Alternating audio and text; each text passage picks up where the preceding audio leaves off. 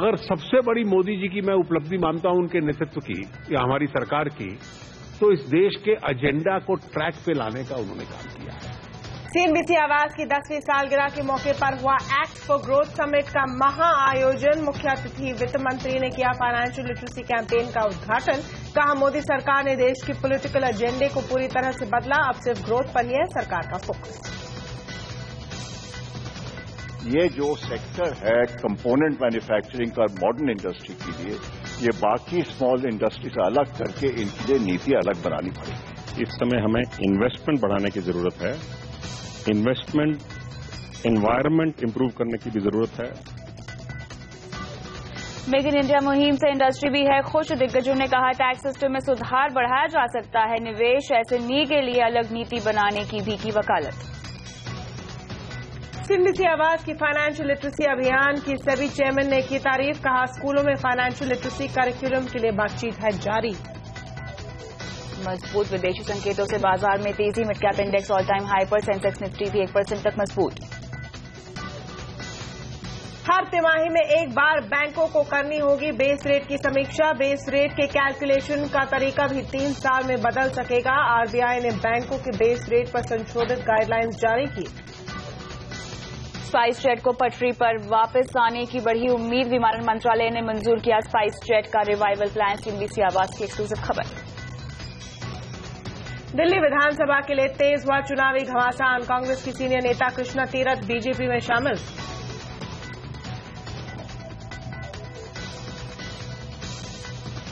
नमस्कार, स्वागत है आप सभी का आवाज एट 9 में। मैं हूं कविता थपलियाल। मैं हूं तमन्ना इनामदार दत्ता। आइए देखते हैं आज की दूसरी बड़ी खबरें।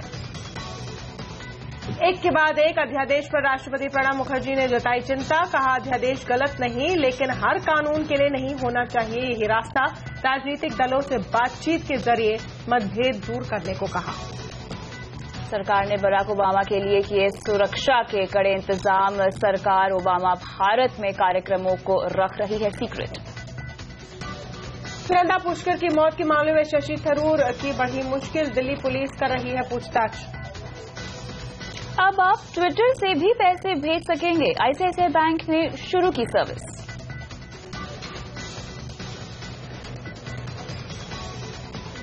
और बुलेटिन की शुरुआत करते हैं सीएनबीसी आवास के mega event act for growth summit की खबर के साथ। इस समिट में वित्त मंत्री सहित सरकार के 3 बड़े मंत्रियों ने अपना ग्रोथ एजेंडा पेश किया।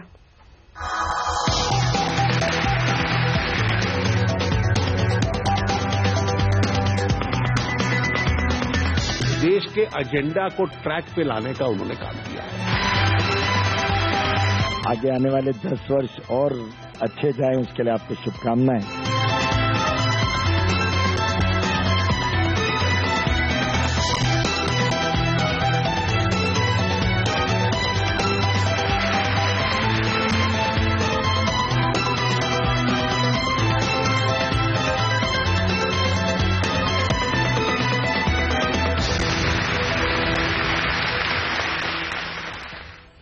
आज से 10 साल बाद कैसी होगी भारत की तस्वीर, यही जानने की कोशिश की हमने अपने एक्ट फॉर ग्रोथ समिट में। दिल्ली में आवास के साथ आवास की ग्रोथ समिट में वित्त मंत्री अरुण जेटली और मोदी सरकार के 3 और दिग्गज मंत्रियों ने सरकार के विजन को कॉर्पोरेट और मार्केट लीडर्स के सामने रखा। इस मौके पर आपके पसंदीदा चैनल सीएनबीसी आवाज पर सरकार, पॉलिसी मेकर, रेगुलेटर और इंडस्ट्री से जुड़े तमाम बड़े चेहरे जुड़े। इस मौके पर आवास के फाइनेंशियल लिटरेसी कैंपेन को भी लॉन्च किया गया। आवास की 10वीं सालगिरह पर हमने गिफ्ट अ प्रॉस्परस फ्यूचर कैंपेन शुरू किया है, जिसका ऑफिशियल लॉन्च भी किसी और ने नहीं बल्कि खुद वित्त मंत्री अरुण जेटली ने किया। रेल मंत्री सुरेश प्रभु, बिजली और कोयला मंत्री पीयूष गोयल, वित्त राज्य मंत्री जयंत सिन्हा ने भी आवास की ग्रोथ समिट में अपनी राय रखी। इसके अलावा मार्केट रेगुलेटर सेबी के चेयरमैन यूके सिन्हा भी आवास के इस ऐतिहासिक पहल का हिस्सा बने। एजेंडा से हटकर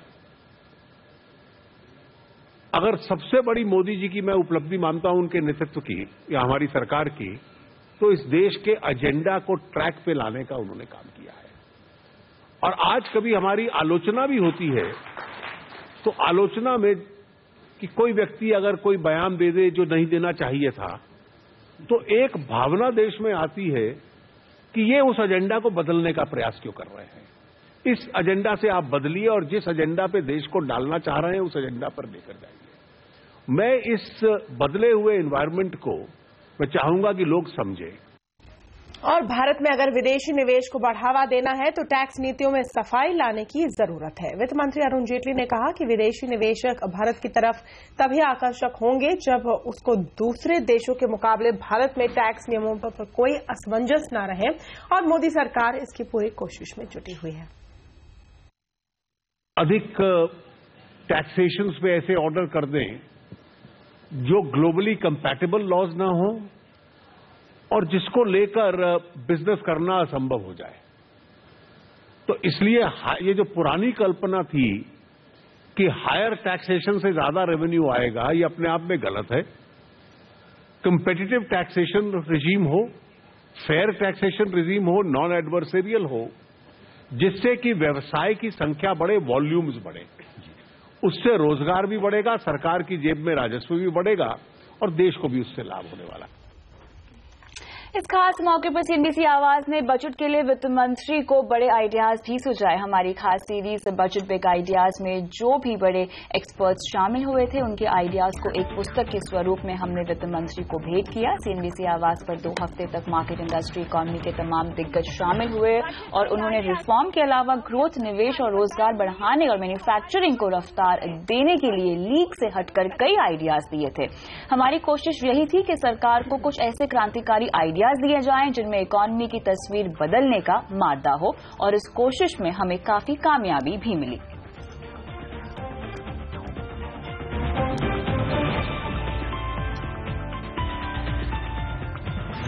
और एक्ट फॉर ग्रोथ समिट में पहुंचे मोदी के मंत्रियों का कहना है कि देश की तरक्की के लिए राज्यों को साथ लेकर चलना बेहद जरूरी है और वो इसमें कामयाब भी हो रहे हैं। साथ ही वित्त राज्य मंत्री जयंत सिन्हा ने यह भी कहा कि हमें डिजिटल इंडिया के लिए made in India mobile apps तैयार करने होंगे। डिजिटल इंडिया के लिए मुझे लगता है बहुत जरूरी है कि हमें made in India and innovate in India mobile apps और हर किस्म के ऐप हम लोगों को तैयार करने हैं। मोबाइल ऐप्स तैयार कर लें, ब्रॉडबैंड तैयार कर लें, हमें फिर made in India, innovated in India हमें ऐप्स भी तैयार करने हैं जिसमें कि हिंदुस्तान की जनता इनको प्रयोग करके अपनी जिंदगी को और बेहतर बनाए। चलने वाली परियोजनाएं और नई परियोजनाएं जो भी हम लाने चाहेंगे उसमें राज्य सरकार भी कुछ शेयर ले ले, केंद्र सरकार भी उसमें शेयर करेगी और उसका गवर्नेंस स्ट्रक्चर हम तय करेंगे, ताकि यह ना हो कि उसी कारण से, जिस कारण से आज ये परियोजनाएं पूरी नहीं हुई क्योंकि उसमें कुछ वायबल नहीं थी, कुछ परियोजना ऐसी चलाई गई थी, इसीलिए हमने ये प्रस्ताव राज्यों को दिया। और मुझे कहने के लिए खुशी है कि बहुत सारे राज्यों ने, जो विपक्ष के भी है और ऐसे भी राज्य है जो तो आइडियोलॉजी से काफी मोटिवेट होकर बात करते हैं, ऐसे राज्यों ने भी हमें इसका पूरा समर्थन दिया है। तो राज्यों के ऊपर टिक्का टिप्पणी करना, उनके ऊपर जिम्मेदारी डालना या एक बहाना बनाना कि राज्यों का सहयोग नहीं है इसलिए ऊर्जा क्षेत्र प्रगति नहीं कर रहा है, ये एकदम गलत बात है। मेरा अनुभव तो एकदम विपरीत है इस बात से। मैं देश भर में लगभग 22-23 राज्यों के मुख्यमंत्रियों से बहुत डिटेल्ड रिव्यू कर चुका हूं। कई राज्य बहुत तेजी से ऊर्जा क्षेत्र में आगे बढ़ना चाहते हैं। और मेक इन इंडिया मुहिम से इंडस्ट्री क्यों है खुश, देखिए आगे।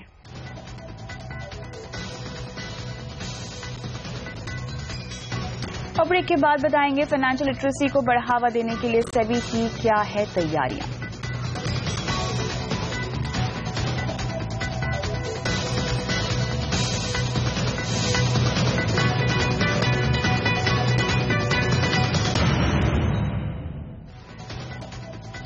सीएनबीसी आवाज के एक्ट फॉर ग्रोथ समिट में पहुंचे कॉर्पोरेट दिग्गजों ने मोदी सरकार के मेक इन इंडिया और डिजिटल इंडिया मिशन को पूरा समर्थन देने की बात कही। साथ ही इन्हें कामयाब बनाने के लिए सुझाव भी दिए।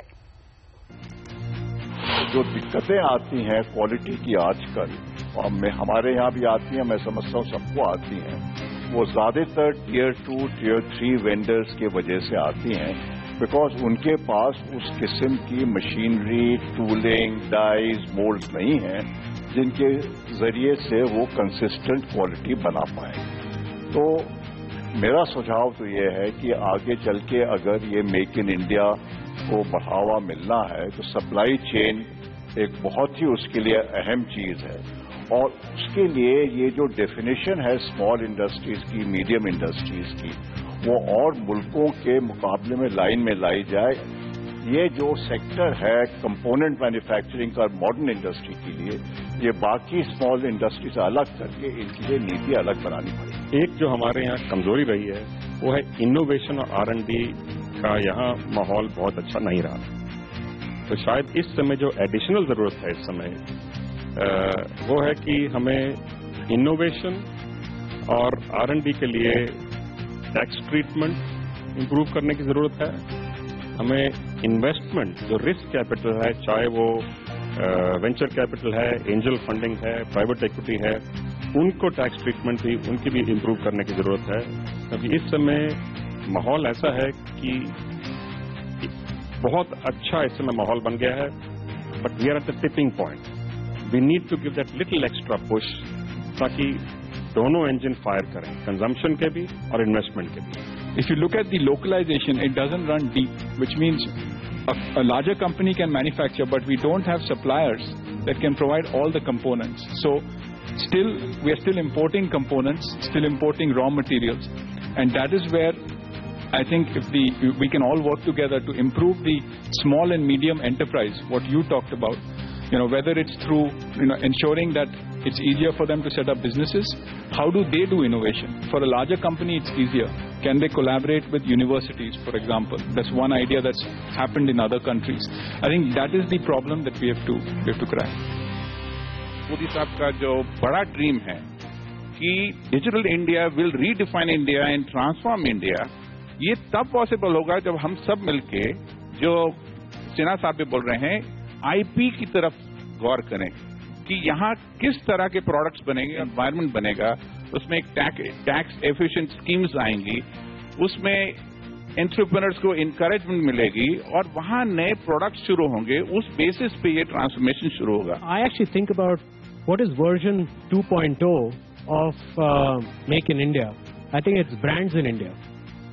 And what a platform like ours and others will be able to do in the next 5-10 years is actually create brands in India. Our goal is in the next 3 years, we're going to get to creation of 1 million what we call successful online entrepreneurs. Because at that point in time, I think we would have moved the needle a little bit for India.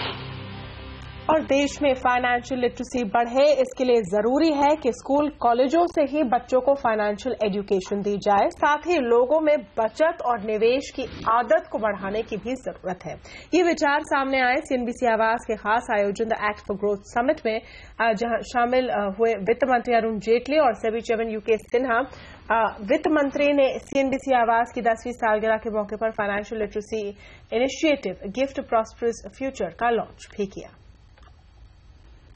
आज देश में 2 करोड़ 30 लाख से ज्यादा demat account holder हैं, लेकिन देश की आबादी के मुकाबले ये काफी कम है। इसकी वजह है देश में निवेश को लेकर जागरूकता की कमी। और सीएनबीसी आवास की मुहिम गिफ्ट अ प्रॉस्परस फ्यूचर का मकसद है देश के हर घर में एक निवेशक बनाना। वित्त मंत्री अरुण जेटली ने आवास की इस मुहिम का उद्घाटन करते हुए अपना समर्थन दिया। उन्होंने कहा कि निवेशकों को जागरूक करने की बड़ी जरूरत है। बाजार को नियंत्रित करने वाली संस्थाएं हैं, सेबी इनको काफी अधिकार दे दिए हैं संसद ने। अब इनको, कॉरपोरेट सेक्टर को, मीडिया को पूरी जागरूकता ये लानी चाहिए कि निवेशक को गुमराह करने वाले जो रास्ते हैं, जिसको पॉन्जी स्कीम्स के नाम से हम जानते हैं, जहां 1-8% ज्यादा पैसा मिल जाएगा, उसके आकर्षण से निवेशक दूर रहे। और इसलिए एक डिसिप्लिन्ड मार्केट हो, उस अनुशासन को तोड़ने की जो सजा भी होगी वो बहुत कड़ी होगी, और उसके साथ साथ उसकी लिटरेसी चलती रहे कि कौन से इंस्ट्रूमेंट्स रिस्क वाले हैं, कौन से शक और शुबा वाले हैं, और कौन से ऐसे हैं जिनकी रिलायबिलिटी फैक्टर बहुत ज्यादा है। ये जानकारी निवेशक तक पहुंचनी जरूरी है। इस मौके पर मौजूद सेबी चेयरमैन ने फाइनेंशियल लिटरेसी को लेकर सीएनबीसी आवास की पहल का स्वागत किया। उन्होंने कहा कि स्कूल कॉलेजों से ही बच्चों को फाइनेंशियल लिटरेसी देनी चाहिए। उन्होंने ये भी माना कि नए लोगों को निवेश की संस्कृति से जोड़ना एक बड़ी चुनौती है। हमें अब जरूरत इस बात की है कि जो नए लोग आएंगे लेबर मार्केट में, जो कि एम्प्लॉयमेंट में आएंगे, उनको हम कैसे तैयार करें। और अब विदेशों में जाएं तो ऑस्ट्रेलिया है, इंग्लैंड है, यूनाइटेड स्टेट्स है, हर कंट्री में स्कूलों के करिकुलम में ये बात शामिल किया गया है। हमारी भी वार्ता चल रही है मिनिस्ट्री ऑफ एचआरडी से, सीबीएसई से, एनसीईआरटी से कि स्कूलों के करिकुलम में इस बात को कैसे लाया जाए। देश के सबसे बड़े स्टॉक एक्सचेंज एनएससी की एमडी चित्रा रामकृष्णा ने इस मौके पर कहा कि फाइनेंशियल लिटरेसी के नए तरीकों को तलाशना होगा। उनका सुझाव था कि कंपनियों के इंडक्शन प्रोग्राम में फाइनेंशियल लिटरेसी को शामिल किया जाए। Education has to go away from just the studios, the channels and the classrooms to where the earners are, salary earners are. अगर हम बड़े-बड़े PSUs में जाएंगे, salary earners को समझाएंगे या wherever there are large groups of earners. We've actually visited many IT parks, for example. We go to a lot of these new IT companies when they recruit, and as part of the induction program, we bring in a module on what they should be doing when they start earning.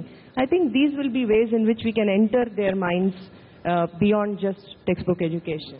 CNBC आवाज पिछले 10 सालों से देश में financial literacy को बढ़ावा देने के लिए लगातार अपने दर्शकों के साथ संवाद करता रहा है और गिफ्ट प्रॉस्परस फ्यूचर के जरिए हमारी कोशिश फाइनेंशियल लिटरेसी को एक नेशनल मूवमेंट बनाने की है। Dheeraj Agarwal, Delhi. Act for growth की अगली कड़ी में 21 जनवरी को मुंबई में हो रही है act for good governance summit. बेहतर सरकार और असरदार प्रशासन के रोड मैप पर चर्चा के लिए समिट में शामिल होंगे बीजेपी अध्यक्ष अमित शाह और मध्य प्रदेश मुख्यमंत्री शिवराज सिंह चौहान। साथ में होंगे एचडीएफसी के दीपक पारेख, एसईबीए के ऐश्वर्या भाटी, एनाम सिक्योरिटीज के वल्लभ भंसाली, आरपीजे के हर्ष गोयनका और इंडियन एक्सप्रेस के अनंत गोयनका।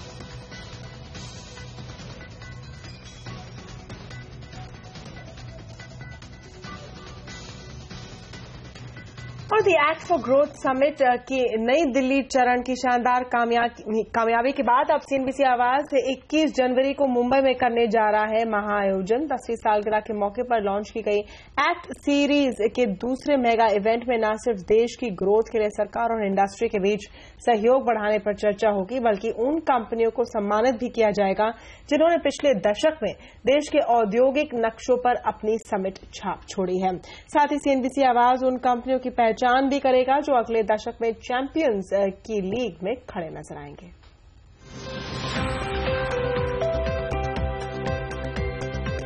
दिल्ली में एक्ट फॉर ग्रोथ के कामयाब इवेंट के बाद अब नंबर है मुंबई का।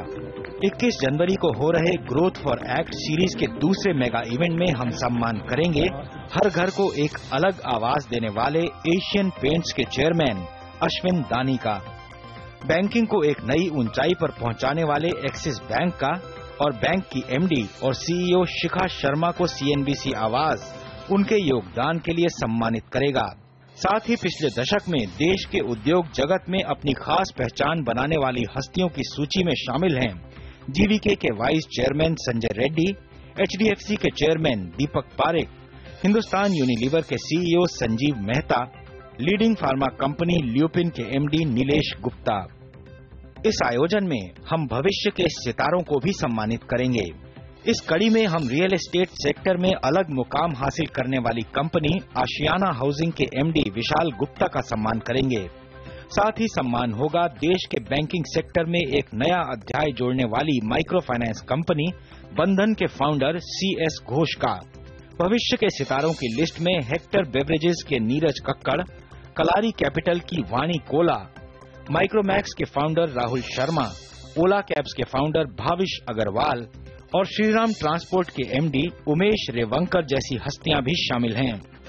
एक्ट फॉर ग्रोथ सीरीज के दूसरे मेगा इवेंट में सरकार और इंडस्ट्री के बीच सहयोग बढ़ाने पर खास तौर पर जोर रहेगा। Bureau report. और वक्त है एक ब्रेक का। ब्रेक के बाद आपको बताएंगे कैसा रहा आज के बाजारों का हाल। और ब्रेक के बाद बताएंगे स्पाइस जेट कैसे पटरी पर जल्द ही लौट सकती है।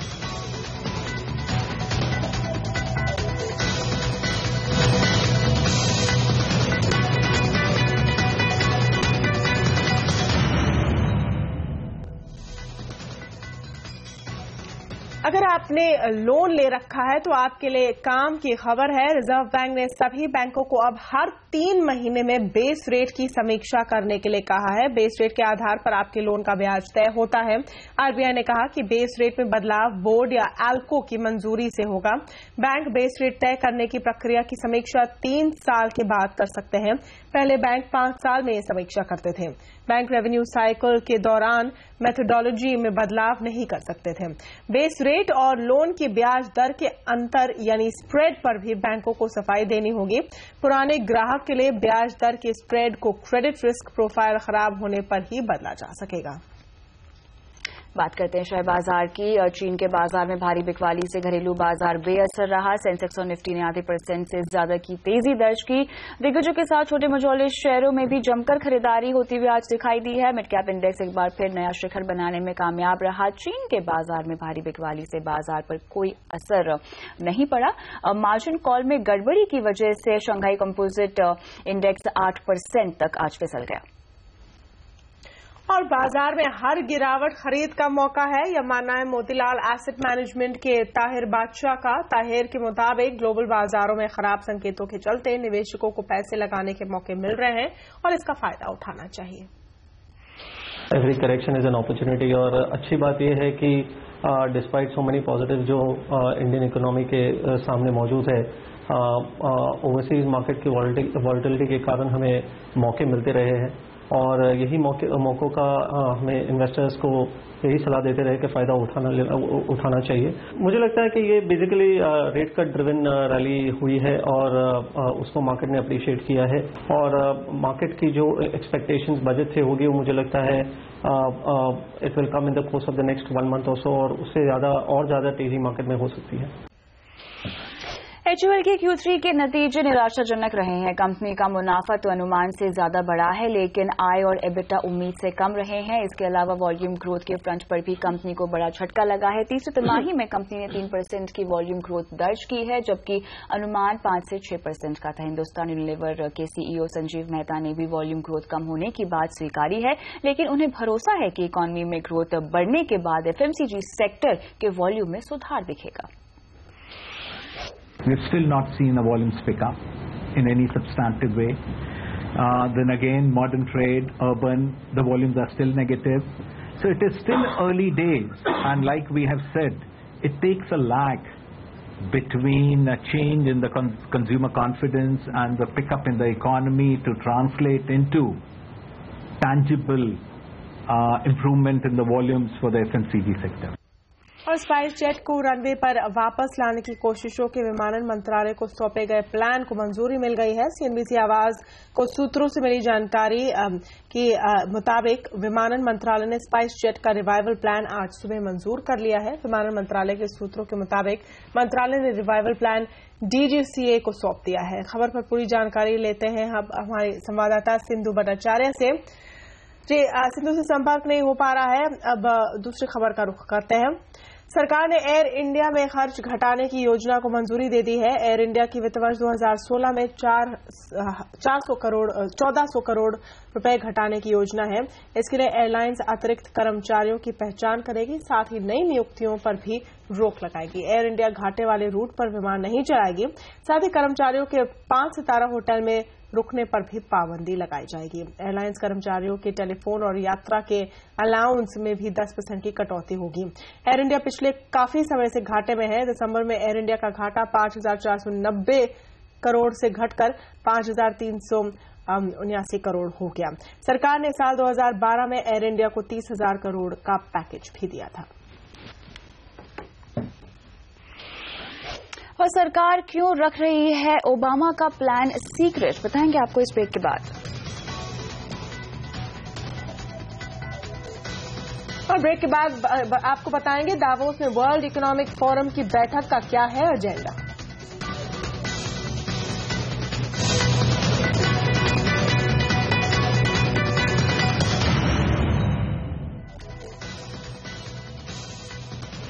अमेरिकी राष्ट्रपति बराक ओबामा की भारत यात्रा को लेकर तैयारियां तेज हो गई है। बुलेटिन में अब हम आपको दिखाएंगे ओबामा की भारत यात्रा से जुड़ी खबरें।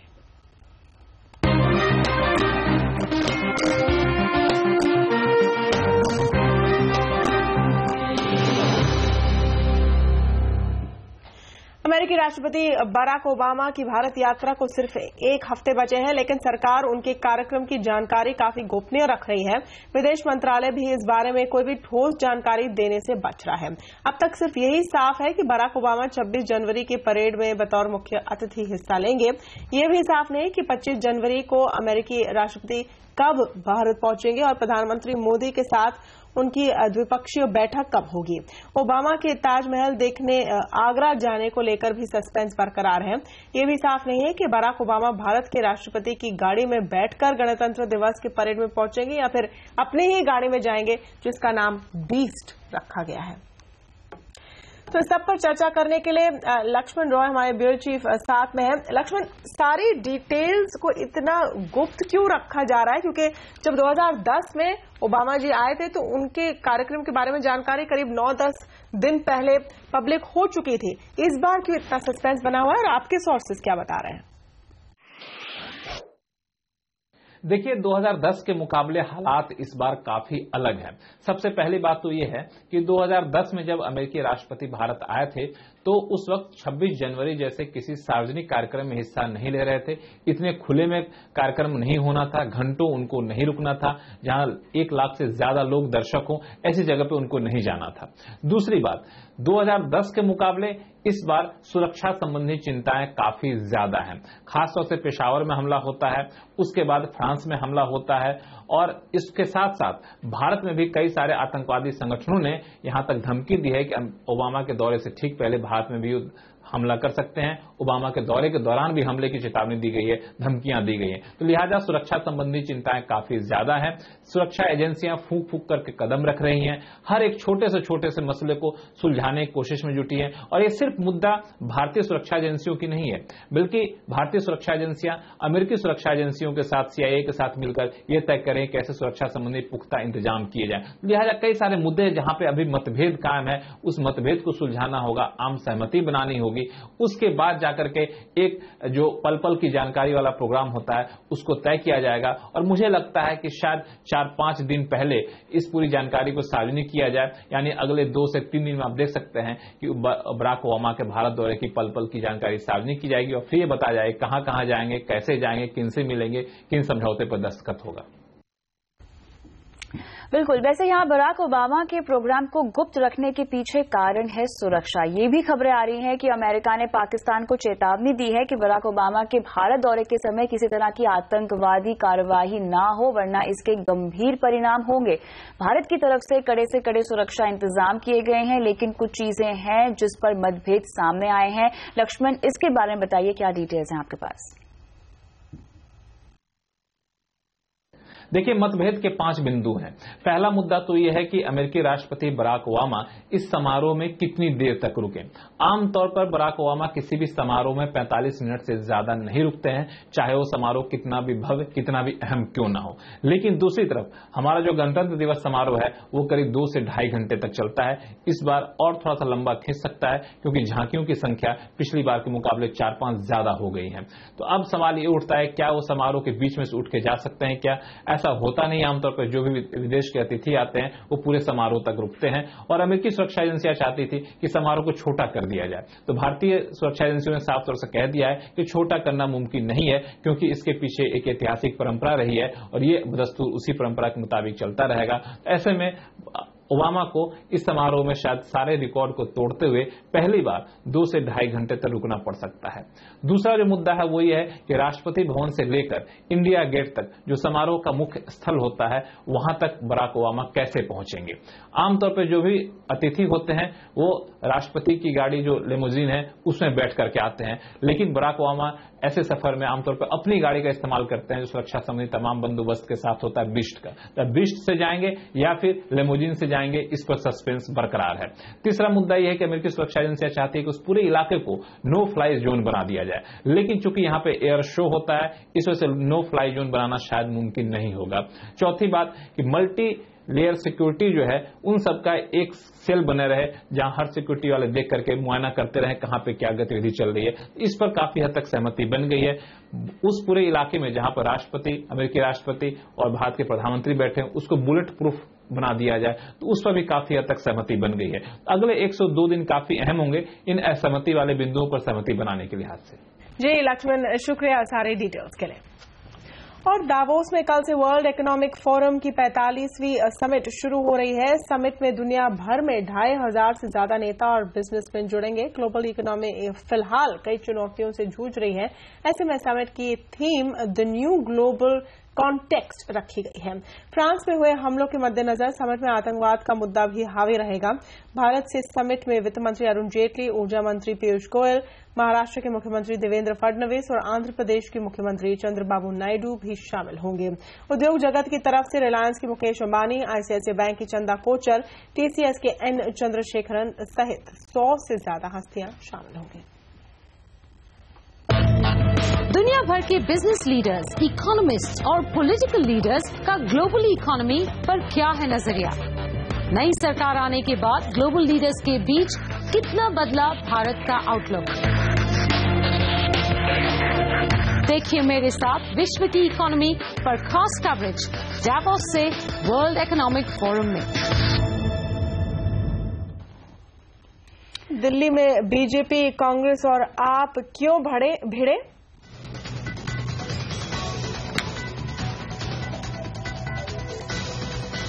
और ब्रेक के बाद बताएंगे ऑर्डिनेंस पर क्या है राष्ट्रपति की चिंता।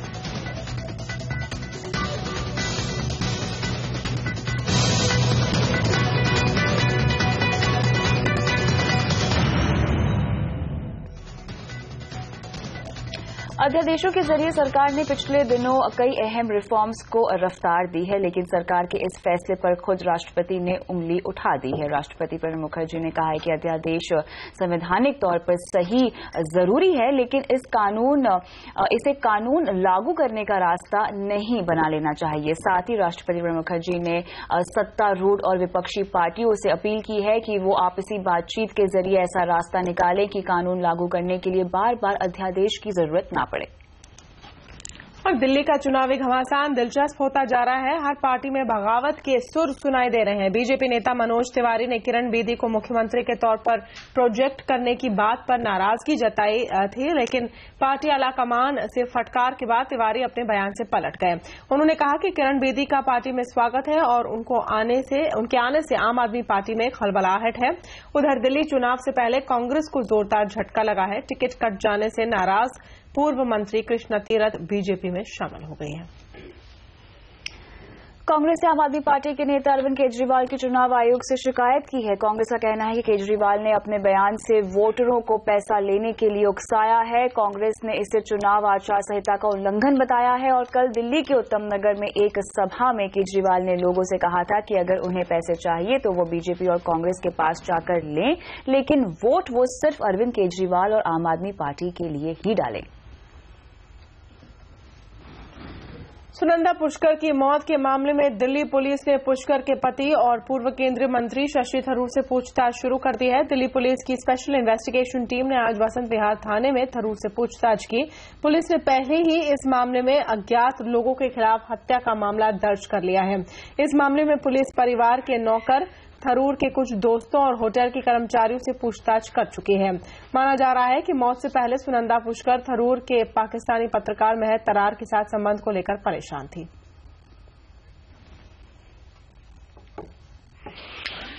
और अब आप ट्विटर से भी पैसे भेज सकेंगे। पूरी खबर इस ब्रेक के बाद।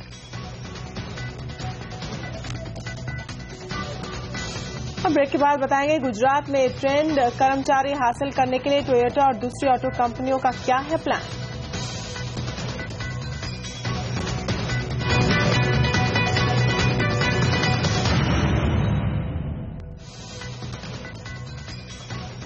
अब आईसीआईसीआई बैंक अकाउंट होल्डर अपने ट्विटर अकाउंट के जरिए भी पैसे ट्रांसफर कर पाएंगे। साथ ही वो अपना बैंक अकाउंट बैलेंस चेक करना या प्रीपेड मोबाइल को रिचार्ज करने का काम भी कर सकेंगे। आईसीआईसीआई बैंक ने आज ट्विटर के साथ मिलकर ये नई सुविधा लॉन्च की। इस सुविधा का फायदा लेने के लिए यूजर को आईसीआईसीआई बैंक के ट्विटर हैंडल को फॉलो करना होगा और नई सुविधा के लिए रजिस्टर करना होगा। फंड ट्रांसफर के लिए यूजर को पे टाइप करने के बाद बेनिफिशियरी का ट्विटर हैंडल और फिर ट्रांसफर की जाने वाली रकम टाइप करना होगा। इसके बाद उसे SMS के जरिए एक पासकोड मिलेगा जिसे वो बेनिफिशियरी को देगा। बेनिफिशियरी को ट्रांजैक्शन पूरा करने के लिए इस पासकोड को एक स्पेशल लिंक पर डालना होगा, जिसके बाद उसके अकाउंट में पैसे आ जाएंगे। ICICI बैंक इस फंड ट्रांसफर के लिए NEFT और RTGS का इस्तेमाल कर रहा है।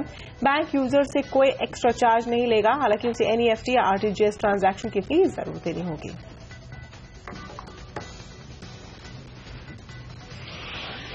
साल 2017 से नई कारों के लिए क्रैश टेस्टिंग के पैमाने पर खरा उतरना जरूरी होगा। ARAI यानी automotive research association of India ने क्रैश टेस्टिंग के लिए एक कदम आगे बढ़ाते हुए पुणे के चाकन में टेस्ट सेंटर की शुरुआत कर दी है और देश में पहली बार ये व्हीकल क्रैश टेस्ट सेंटर पूरी तरह से frontal crash test, side impact crash और ऑफसेट फ्रंटल क्रैश टेस्ट की सुविधा देगा। ARAI के मुताबिक इस प्रोजेक्ट पर 200 करोड़ रुपए से ज्यादा का निवेश किया गया है और ARAI के मुताबिक शुरुआत में यूरोपियन स्टैंडर्ड के आधार पर ही क्रैश पॉलिसी को तैयार किया जाएगा। हम तो पूरा यूरोपियन रेगुलेशंस को अडॉप्ट करने जा रहे हैं और जैसे कि हमारा फैसिलिटी अभी इनॉग्रेट होगा CEAT के दौरान, पार्शियली इनॉग्रेट होगा और 2015 दिसंबर तक हम पूरी तरह से इंडस्ट्री के लिए वो फैसिलिटी ओपन कर रहे हैं। इसके बाद इंडस्ट्री अपना रेगुलेटरी कंप्लायंस जारी रखेंगी और 2017 ये डेट गवर्नमेंट ने डिक्लेयर किया है जब तक वो मैंडेटरी हो जाएगी क्रैश रेगुलेशंस।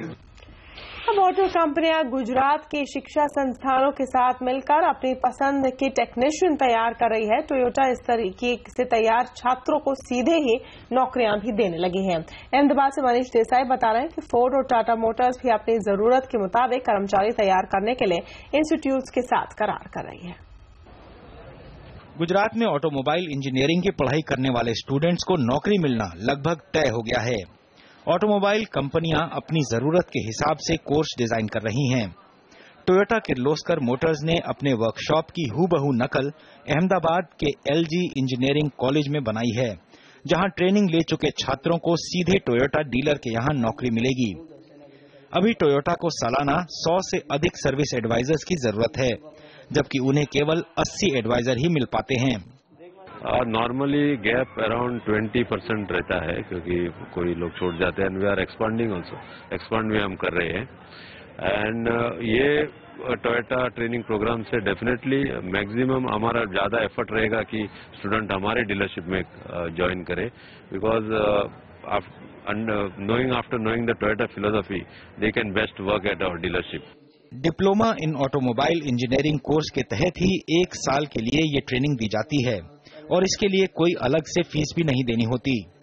टोयोटा ने फिलहाल सर्विस एडवाइजर्स के लिए ये वर्कशॉप शुरू की है, जिसमें फिलहाल 20 छात्रों को तैयार किया जाएगा। LJ की वर्कशॉप में तालीम देने के लिए कॉलेज के टीचर्स को खास ट्रेनिंग टोयोटा के प्लांट में ही दिलाई गई है। हालांकि कॉलेज की तरफ से छात्रों को ये छूट है कि इस वर्कशॉप ट्रेनिंग के बाद भी अगर वो किसी दूसरी कंपनी में नौकरी करना चाहें तो कर सकते हैं। After completion of the training उन्होंने ये बताया कि हम लोग सारे बच्चे ले लेंगे, लेकिन हमने बताया कि भी बच्चों को जो है वो दूसरी जगह पे भी जाना है तो वो जा सकते हैं। तो ऐसा हमने उनसे इंश्योरेंस लिया है, but we are going them a priority कि वो हमारे बच्चों को रिक्रूट करें। ऑटो हब बन चुके गुजरात में ऑटो कंपनियां ये चाहती है कि यहीं के लोगों को ज्यादा से ज्यादा रोजगार मिले और इसी तरह के कोर्सेज भी कंपनियां तैयार कर रही है। न ही केवल टोयोटा बल्कि फोर्ड, टाटा मोटर्स जैसी कंपनियां भी LJ कॉलेज के साथ टाई अप कर चुकी है। मनीष देसाई, अहमदाबाद। इसी के साथ आवाज एट 9 में फिलहाल इतना ही। हमें दीजिए इजाजत। नमस्कार।